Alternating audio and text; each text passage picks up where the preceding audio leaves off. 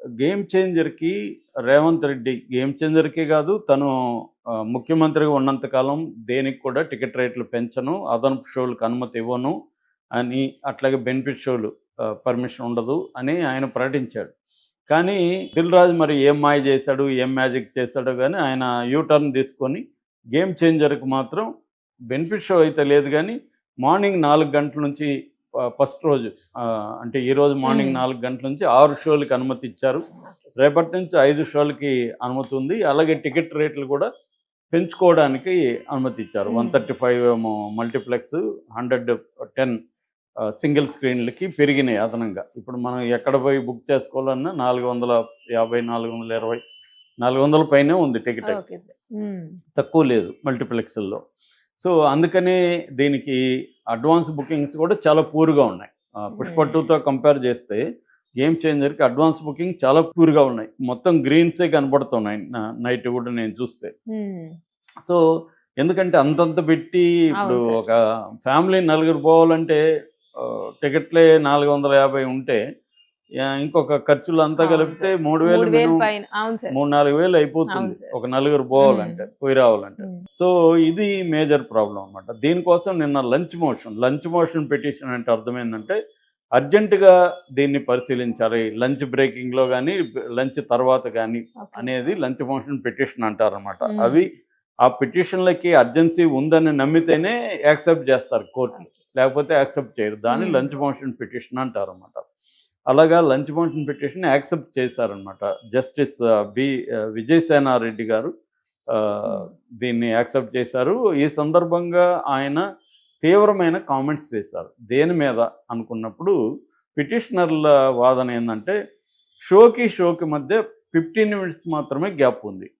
హుహు. ఎందుకంటే number of షోలేయాలంటే గ్యాప్‌లు ఎక్కువ ఇయ్యలేరు గదా! 15 మినిట్స్ అవును ఉండడం సార్. వల్ల హ్మ్. ఏమవుతుందంటే, వాళ్ళు లోపల హ్మ్. ఉన్నోళ్ళు బయటికి బయటికి రావాలి.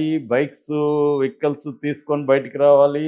అవి ఖాళీ అయితేనే గదా మళ్ళీ అవును వీళ్ళెళ్ళాలి. సార్. హ్మ్. టైమే హడావిడైపోతుంది. హ్మ్. ఈ హడావిడిలో మొన్న 'పుష్ప 2'లో జరిగినట్టు తొక్కిసలాట జరిగే స్కోప్ ఉంది. అవును సార్. సో, రొ అది కరెక్ట్ కాదనే జడ్జి గారు అభిప్రాయపడి, ఇలా ఎలా ఇస్తారు మీరు? హ్మ్. అట్లాగే 'పుష్ప 2' ఆల్రెడీ జరిగినాక గూడా 4 గంటల షోకి ఎలా అనుమతిస్తారు? 4 గంటలంటే వీళ్ళు పిల్లలు నైట్ అర్ధరాత్రి నుంచి అక్కడ తిరుగుతా ఉంటారు 4 అవును సార్. గంటలకి. సో, 16 లోపు పిల్లలు అర్ధరాత్రులు సినిమాలకు పోవడాన్ని అసలు బ్యాన్ చేయాలనేసి జడ్జి గారు వ్యాఖ్యానించారు. ఎందుకంటే, ఆ వయసులో పిల్లలు తెలీదు వాళ్ళకి, డీల్ చేయలేరు, అవును ప్రపంచం సార్. తెలీదు. హ్మ్. నేను చూస్తుంటా గదా!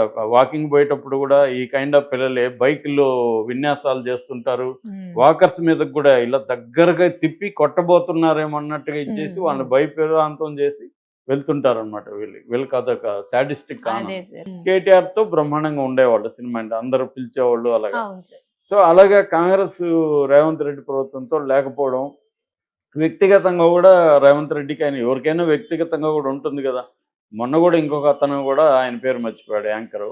అంతకుముందు అర్జున్ మర్చిపోయాడు. ఒక సీఎం స్థాయిలో ఉండే వాళ్ళ పేర్లు ఎలా మర్చిపోతారన్న విమర్శ గూడా ఉంది. అంటే మీరు ఇంకేమి ఇంపార్టెన్స్ ఇస్తున్నట్టు? ప్రొడ్యూసరు, డైరెక్టర్లు వాళ్ళ పేర్లు మాత్రం బాగా గుర్తుపెట్టుకుంటారు. ఒక సీఎం పేరే మర్చిపోతే ఎలాగా? ఒక యాంకరు సీఎం పేరు ముందుగా ప్లాన్ జేసుకోవాలి గదా! మాట్లాడేటప్పుడు. సో, ఇలాంటి విమర్శలైతే ఖచ్చితంగా వచ్చాయి. ఏదైనా మళ్ళీ అలాంటి వ్యక్తి ఎందుకు యూ టర్న్ తీసుకొని పెంచాడు? అంటే పెంచకుండా ఉండాలి గదా! మొన్ననే 'పుష్ప' జరిగింది. రేపొద్దున 4 గంటలకి షో రిలీజ్ జేశారు. సో, పెద్ద ఎత్తున క్రౌడెళ్తారు. పోలీసులు ఎట్లా ఇది జేస్తారు? ఆల్రెడీ 'గేమ్ చేంజర్‌కి' ఆంధ్రప్రదేశ్‌లో వెళ్ళి ఇంటికెళ్తూ ఇద్దరు చనిపోయారు. హ్మ్. దాని మీద గూడా విమర్శలొచ్చాయి. అంటే ప్రతి చోట క్రౌడ్స్ ఎక్కువ ఉండే విధంగా ఎందుకు జేయాలి అన్న ఇదొచ్చింది. కానీ సినిమా వాళ్ళ వైపు నుంచి చూసినప్పుడు వాళ్ళేమో మేము 400,00,00,000, 500,00,00,000 ఖర్చు పెడుతున్నాము. మీరు ఇతర ఇండస్ట్రీలకి ఇస్తున్నారు గదా! రాయితీలు ఇస్తున్నారు. వాళ్ళకి వాటరు లాజిస్టిక్స్ ప్రొవైడ్ జేస్తున్నారు. మేమేమి అడుగుతున్నాం మిమ్మల్ని? మేము టాక్స్ కడుతున్నాము 18%. అనేక మందికి, వేలాది మందికి ఉద్యోగాలు లేకపోతే ఎంప్లాయ్‌మెంట్ వృత్తి అనేది మేము కల్పిస్తున్నాము. సో, మేమేదో చిన్న చిన్న రాయితీలు అడిగితే గూడా ఇవ్వడానికి మీకేంటి అనేది వాళ్ళ వైపున్నది. అదంతా ఓకే గానీ, ఈ శాంతి భద్రతల ఇష్యూ ఒకటి, ప్రజల ప్రయోజనం ఒకటి, ఇవన్నీ గూడా చూసుకోవాలి. అందుకని హ్మ్. కోర్ట్ సీరియస్‌గా స్పందించింది. మళ్ళీ ఈ రోజుకి విచారణ వాయిదా ఎందుకంటే కౌంటర్ గవర్నమెంట్ వైపు నుంచి కౌంటర్ వేయాలి కదా. సో కౌంటర్ వేయడానికి అట్లాగే సినిమా మేకర్స్ నుంచి కూడా కౌంటర్ అడుగుతారు. సో ఇవన్నీ అయినాక విచారణలో మరి టికెట్ రేట్లు పెంచడం కుదరదని చెప్తుందా, ఇక మీదట షోలు ఇట్లా ఇవ్వద్దని చెప్తుందా అనేది చూడాలి. దీనివల్ల ఏమవుతుందంటే గేమ్ చేంజర్ కొంత ఇబ్బంది టికెట్ రేట్లు లేకపోతే, ఎందుకంటే వాళ్ళకి ఇంకా చాలా రోజుల వరకు 10 రోజుల వరకు ఇచ్చారు, అది ఇబ్బంది. రెండోది రేపు ఎల్లుండి రిలీజ్ కాబోయే డాకు మహారాజ్ కి ఇబ్బంది. దాని తర్వాత 14 రిలీజ్ కాకపోయే సంక్రాంతి. వాళ్ళేమో అడగట్లేదు ఇప్పటివరకు అయితే, కానీ అడుగుతారు వాళ్ళు కూడా. డాకు మహారాజ్కి అయితే ఖచ్చితంగా అడుగుతారు. సో ఆ రెండేంటంటే మెగా బడ్జెట్ సినిమాలు కావు, అవి మామూలు రెగ్యులర్ బడ్జెట్ సినిమాలు. రెగ్యులర్ బడ్జెట్ సినిమాలకి పెద్ద ఎత్తున టికెట్ రేట్ పెంచితే వాటికే నష్టం, ఎందుకంటే ఓపెనింగ్స్ రారు. ఎందుకు ఇందాక చెప్పినట్టుగా ఒక ఫ్యామిలీ సినిమా చూడాలంటే 3000 ఖర్చు పెట్టుకొని పోయి ఎందుకు చూస్తారు? అన్ని సినిమాలు చూడరు కదా. దాని చుట్టూ ఒక క్రేజ్ బిల్డప్ చేస్తేనే యూత్ వీళ్ళు హార్డ్ కోర్ ఫ్యాన్సే వెళ్తారు ఆ టైంకి, మామూలు వాళ్ళు వెళ్ళరు. అందులో ఇప్పుడు అల్లు అర్జున్ తర్వాత ఇంకొంత ఫ్యామిలీస్ అయితే కొద్దిగా భయంగా ఉంటారు, పిల్లల్ని తీసుకెళ్ళడం కొద్దిగా ఇబ్బంది.